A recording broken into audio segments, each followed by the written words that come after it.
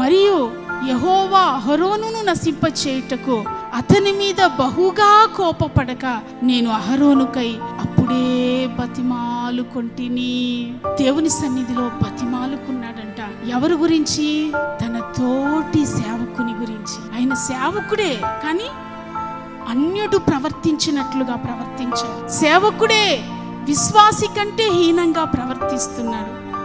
అప్పుడు మోషే తన కొరకు బతిమాలుకున్నాడు, మనవి చేశాడంట, యేసయ్యా అహరోనును క్షమించవా.